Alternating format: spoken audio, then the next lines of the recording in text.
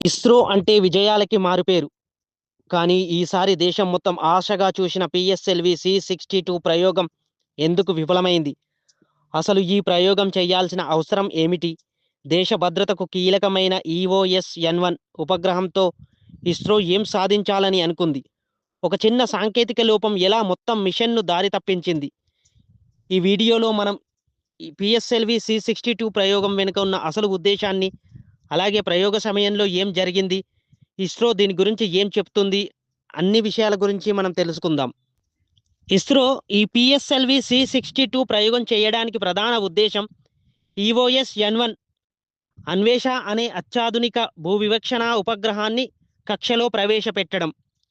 ఈ ఉపగ్రహం ద్వారా దేశ భద్రత, సరిహద్దుల పర్యవేక్షణ, ప్రకృతి విపత్తులపై నిఘా, అటవీ ప్రాంతాలు, తీర ప్రాంతాల భద్రత, మరీ ముఖ్యంగా శత్రు కార్యకలాపాలపై ముందస్తు సమాచారం పొందడమే లక్ష్యంగా పెట్టుకున్నారు. ముఖ్యంగా డిఆర్డిఓ అవసరాల కోసం రూపొందించిన ఈ ఉపగ్రహం హై రిజల్యూషన్ ఇమేజింగ్ టెక్నాలజీతో భూమిపై జరిగే మార్పులను స్పష్టంగా గమనించే సామర్థ్యం కలిగి ఉంటుంది.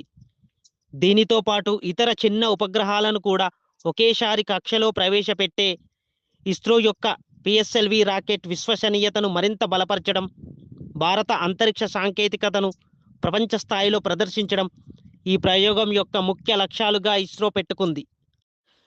అయితే ఈ పిఎస్ఎల్వి సి-62 ప్రయోగం ప్రధానంగా రాకెట్ మూడో దశలో ఏర్పడిన సాంకేతిక లోపం కారణంగా విఫలమైంది. ప్రయోగం ప్రారంభం సజావుగానే జరిగినప్పటికీ మూడో దశలో రాకెట్ నిర్దేశించిన మార్గం నుంచి స్వల్పంగా పక్కకు జరిగింది. దీనివల్ల అవసరమైన వేగము మరియు దిశ సరిగ్గా పొందలేకపోయింది. దీని ఫలితంగా ఈఓఎస్-N1 ఉపగ్రహంతో సహా ఇతర ఉపగ్రహాలు నిర్ణయించిన కక్షలోకి ప్రవేశించలేకపోయాయి. ఈ లోపము డిజైన్ సమస్య కంటే కూడా అమలు దశలో ఎదురైన టెక్నికల్ గ్లిచ్‌గా భావించవచ్చు. ఇస్రో ఈ ఘటనపై పూర్తిస్థాయి దర్యాప్తు కోసం ఫెయిల్యూర్ అనాలిసిస్ కమిటీని ఏర్పాటు చేసింది. ఇది ఇస్రోకి ఒక తాత్కాలిక ఎదురుదెబ్బ అని భావించవచ్చు. అయితే గతంలోనూ ఇలాంటి వైఫల్యాల నుంచి పాఠాలు నేర్చుకొని మరింత బలంగా తిరిగి వచ్చిన చరిత్ర ఇస్రోకి ఉంది.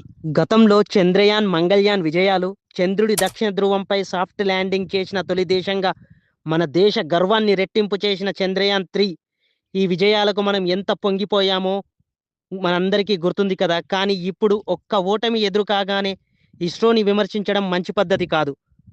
ఫెయిల్యూర్ సైన్స్‌కి శాపం కాదు, పాఠం మాత్రమే. ఇస్రో మళ్ళీ మరింత బలంగా తిరిగి వస్తుందని ఆశిస్తూ జై హింద్.